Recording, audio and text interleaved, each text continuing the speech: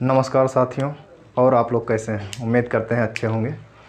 साथियों, आज हम लोग जो है पढ़ेंगे चार्टर एक्ट 1813।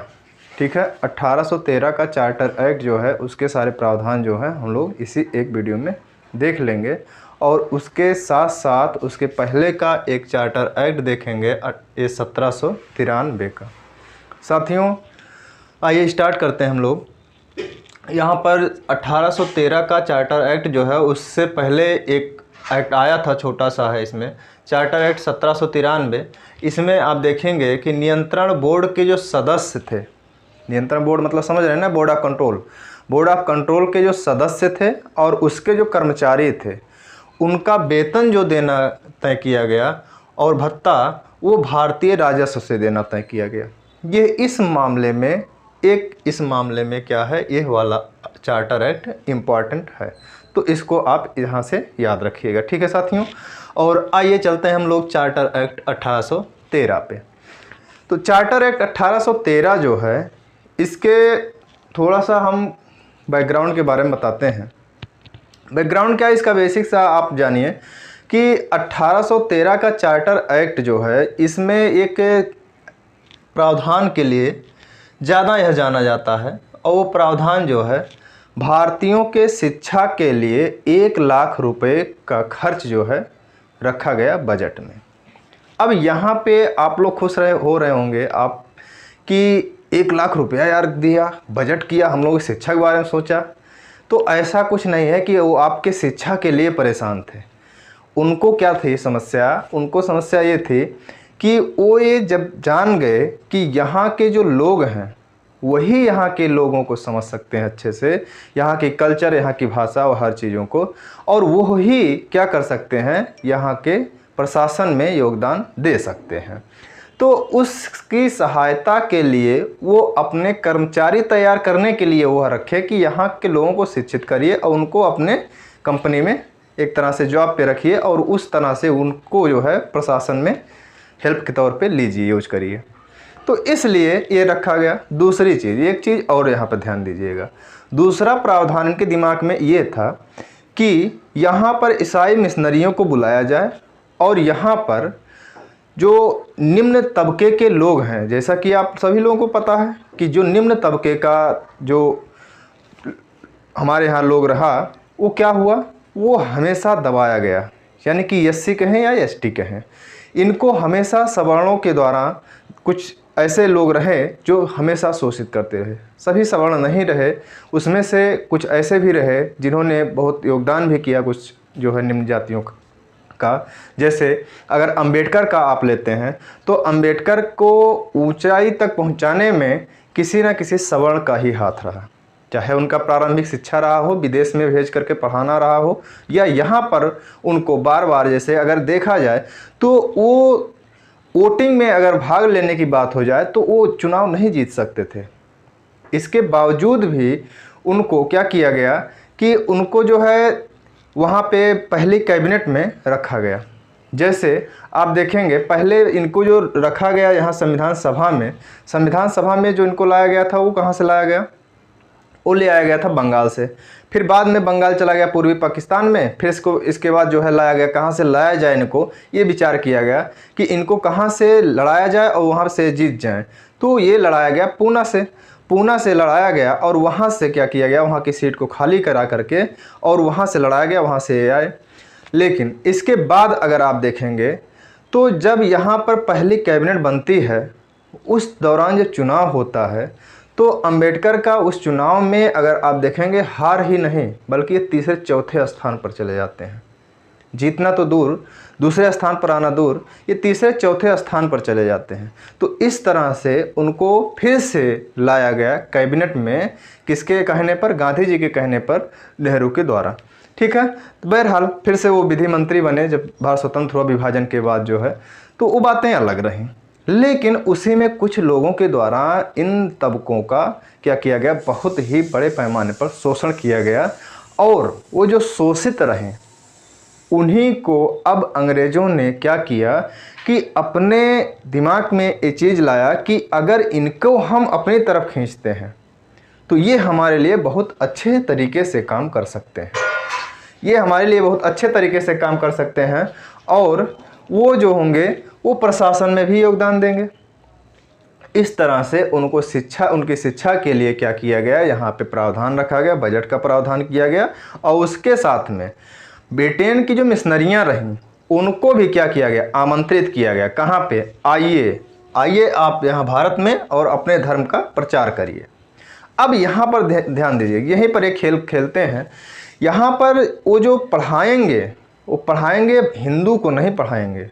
ऐसा नहीं कि हिंदू को मना ही रहेगा, लेकिन उनका क्या कर रहे हैं, उनको समझा रहे हैं कि देखिए तुम्हारे धर्म में तुम्हारा शोषण हो रहा है, ऐसा हो रहा है, वैसा हो रहा है, तुम आ जाओ हमारे धर्म में और हम तुम्हारी शिक्षा का प्रबंध करेंगे, तुम्हारे रोजगार का प्रबंध करेंगे, तुम्हारे हर तरह से तुमको जो है मजबूत बनाएंगे। तो इस तरह से आप देखेंगे आज के टाइम पर सबसे ज़्यादा अगर इंडिया में कोई लिटरेसी रेट में आगे है तो वह कौन है, केरल है। कौन है, केरल है। और या फिर पूर्वोत्तर में अगर आप चले जाते हैं तो कौन है, मिजोरम जैसे राज्य हैं।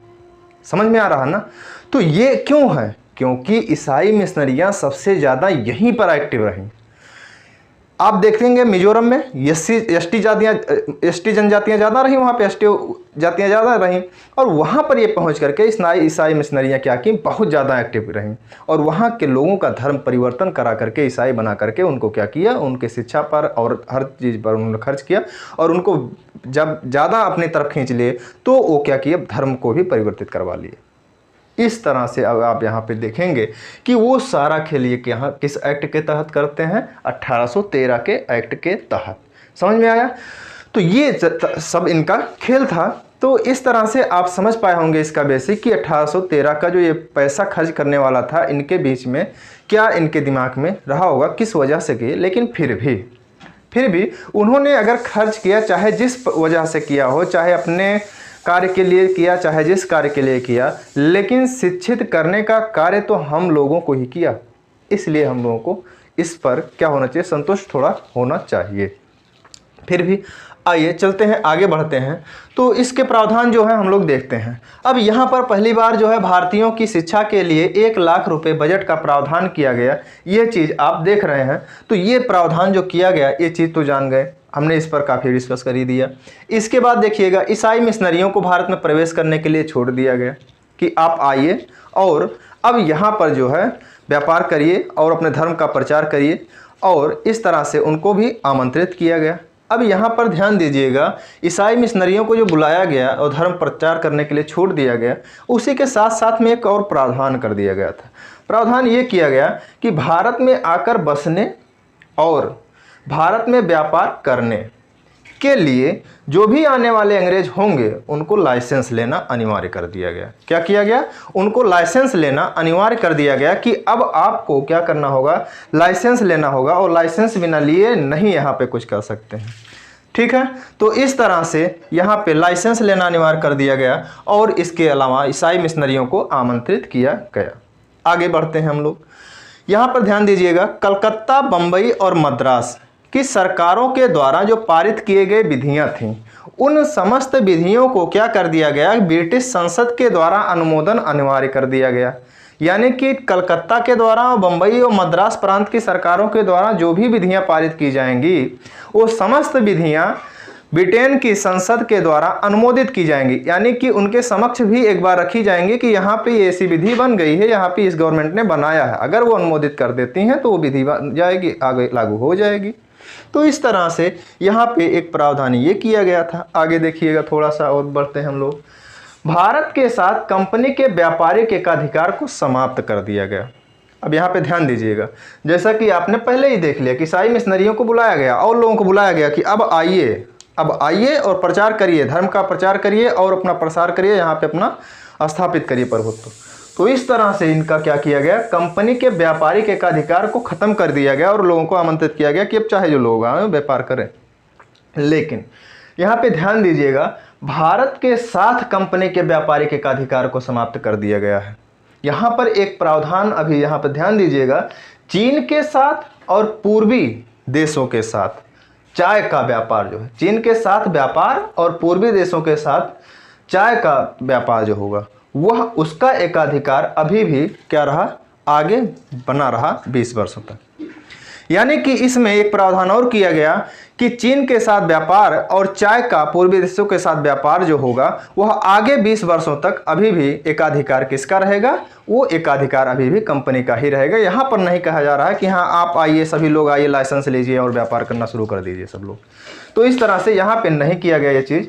अब यहाँ पर आगे देखिएगा, ये 20 वर्षों के लिए आगे प्रावधान बढ़ा दिया गया था, तो इस चीज़ को ध्यान दीजिएगा, ठीक है। अब आगे हम लोग बढ़ते हैं।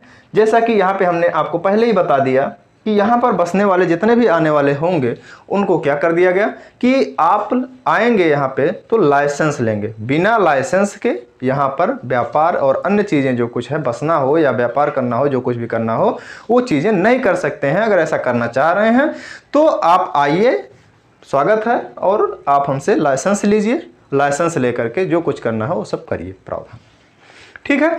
तो इस तरह से हमें लगता है कि आप इसको अच्छे से समझ पाए होंगे।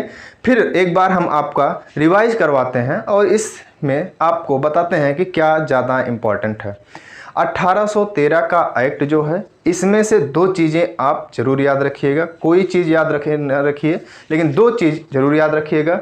और वह 2 चीज़ जो होगा वह यह कि चीन के साथ जो व्यापार का एकाधिकार रहा और पूर्वी देशों के साथ चाय का व्यापारिक एकाधिकार जो रहा चीन का, वह आगे के 20 वर्षों के लिए बढ़ा दिया गया।